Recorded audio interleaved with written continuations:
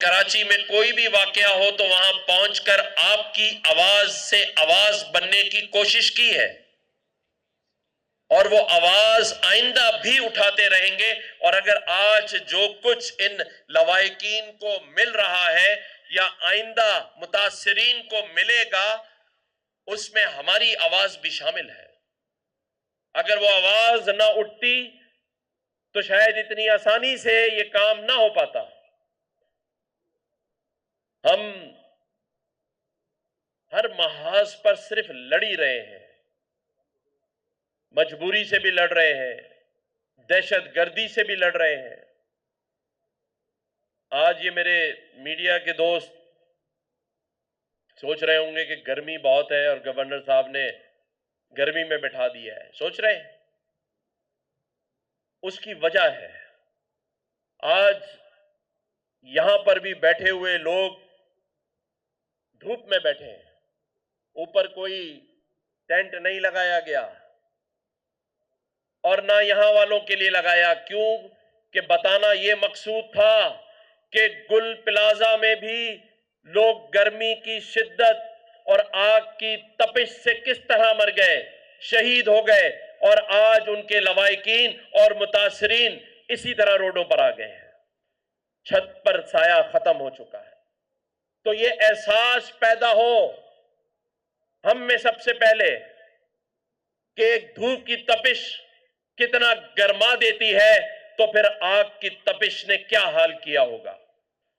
اور آج جو متاثرین اور لواحقین ہیں ان کے لیے زندگی گزارنا کتنا مشکل کام ہو گیا ہے کہ لائن میں لگ کے کہیں ڈیتھ سرٹیفکیٹ بنا رہے ہیں، کہیں FRCS بنا رہے ہیں، اور کہیں لائنوں میں لگ کر چیک وصولی کے لیے پورا دن دھوپ میں کھڑے ہیں۔ اس کا احساس ہمیں سب سے پہلے ہونا ضروری ہے، اس لیے ٹینٹ نہیں لگایا۔ تو میں بتا یہ رہا تھا کہ دہشت گردی کا شکار بھی ہے، اور یہ جو ٹیکس گردی ہوئی ہے کہ وصول ہم سے کیا ہے اور ہم پہ لگا نہیں رہے، اس کے اوپر خالد مقبول صدیقی بھائی ضرور بات کریں گے۔ بحیثیت گورنر سندھ میری پوری کوشش ہے، جیسا کہ مجھے میری پارٹی نے ہدایت کی ہے، ڈاکٹر خالد مقبول صدیقی بھائی نے ہدایت کی ہے کہ ایک ایک شہدا کے گھر جانا ہے۔ یہاں پر ہمارے ابھی بلڈر بیٹھے تھے اسمارٹ سٹی والے، ان سے بات ہوئی ہے، سبھی لواحقین کو ہم ایک ایک پلاٹ دیں گے، جو کہ نہ کوئی قیمت ہے نہ کوئی ہمدردی ہے، بلکہ ان کے غم میں ساتھ کھڑے ہونے کی ایک چھوٹی سی کوشش ہے۔ ہم نے مقابلہ تو کرنا ہے، ہم نے ہار تو نہیں ماننی، اپنا حق حاصل کرنے کے لیے ہر قسم کی جد و جہد کریں گے، اور انشاءاللہ تعالی مجھے امید ہے اللہ کی ذات سے کہ وہ دن دور نہیں ہوگا جب ہم اپنے حق اور حقوق کے لیے جتنی کوششیں ہیں اس کا حاصل کر لیں گے۔ آج اگر میں بات کروں بلوچستان کی، تو دہشت گردی کے واقعات ایک کے بعد ایک ہو رہے ہیں۔ میں بتانا چاہتا ہوں بھارتی ایجنڈوں کو کہ ہمیں نہ چھیڑو، ہمیں نہ چھیڑو۔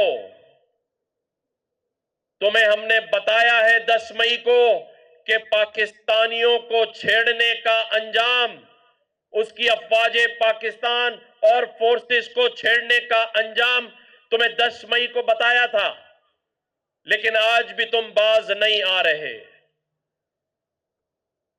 جس طرح معصوم بلوچی بہن اور بھائیوں کو شہید کر رہے ہو، بزدلوں کی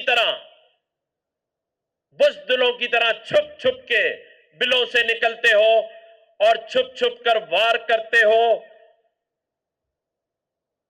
تو تم نے دیکھ لیا کہ تمہارے اسپانسر کا حال افواج پاکستان نے کیا کیا ہے، اور پاکستان کی عوام نے ایک ہو کر آپ سب کے سامنے اپنے سے 10 گنا دشمن کو کیسی دھول چٹائی ہے. آج بھارتی ایجنٹ ہو یا بھارتی حکمران انتہا پسند نریندر مودی ہو، تم کیا سمجھتے ہو کہ تمہارے یہ جو ایجنٹ بلوں میں چھپ چھپ کر وار کریں گے تو کیا ہم چھوڑ دیں گے؟ دیکھو ان 2 دنوں میں کس طرح تمہیں گھس کے مارا ہے، اور آئندہ بھی تمہیں عبرتناک انجام تک پہنچائیں گے.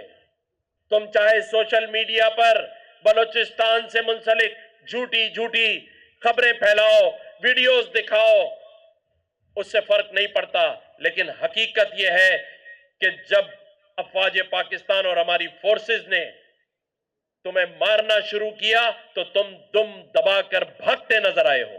وہ ویڈیوز بھی موجود ہیں سوشل میڈیا کے اوپر. تو یہ نہ سمجھے بھارت کہ وہ دہشت گردی کر کے ہمارے ان غیور جوان بھائیوں اور بہنوں کے حوصلے پست کر سکتا ہے.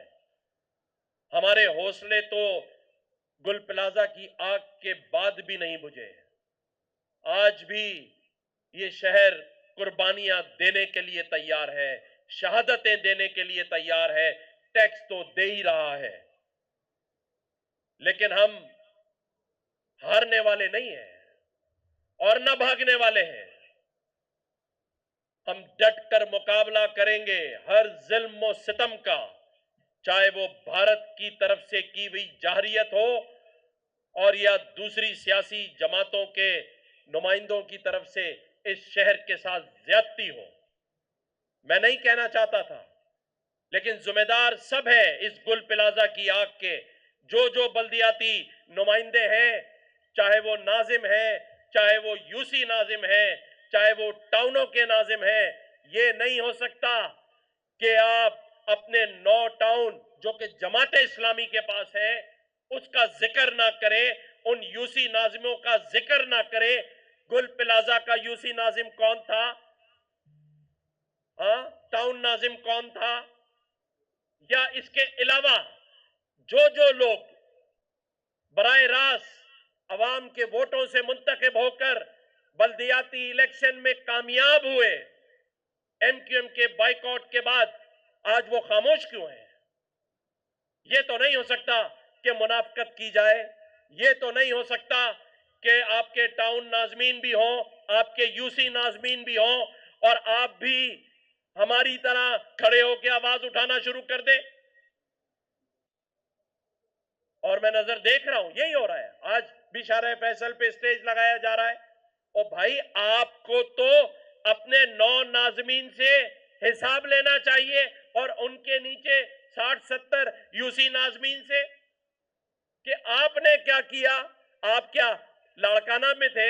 آپ بھی تو کراچی میں تھے، آپ بھی تو ٹی وی پہ دیکھ رہے تھے، میں بھی ٹی وی پہ دیکھ رہا تھا.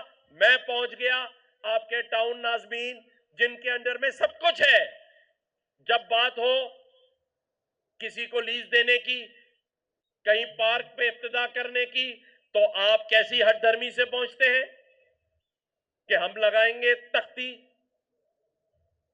اور بات یہ ہے کہ ہمیں تو یہ پتہ ہی نہیں تھا کہ آپ بھی لیز ویز کے معاملات میں شامل ہیں.